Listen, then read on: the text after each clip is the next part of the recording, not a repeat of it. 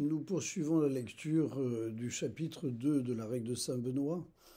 Et aujourd'hui, Saint Benoît nous dit que une des dimensions importantes qu'il faut conserver à l'esprit, c'est que le responsable ne fasse pas de distinction entre les personnes pour en préférer une par rapport à une autre. C'est comme pour les parents avec leurs enfants.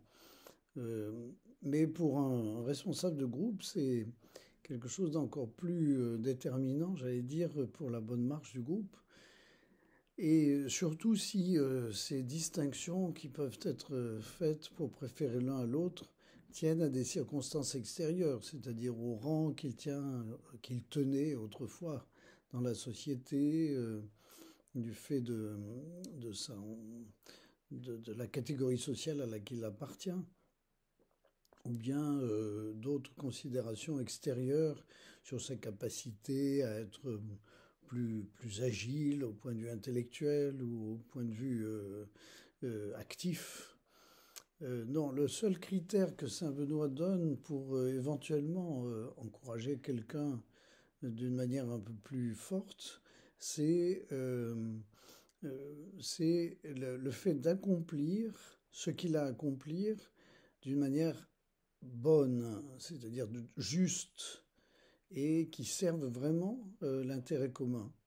Non, dans ce cas-là, il peut distinguer quelqu'un pour lui donner une place de responsabilité, par exemple, qui va aider le groupe.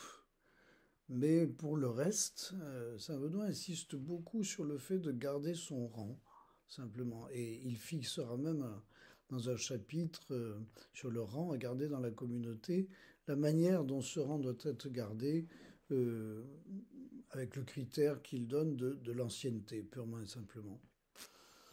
Donc gardons au cœur le fait de nous sentir tous responsables les uns des autres à part égale, sans privilégier les uns ou les autres à cause de représentations extérieures de leur état, de leurs conditions, de leur apparence aussi. C'est certainement une exigence et puis en même temps un bonheur réel lorsqu'on y arrive. Voilà l'encouragement pour aujourd'hui.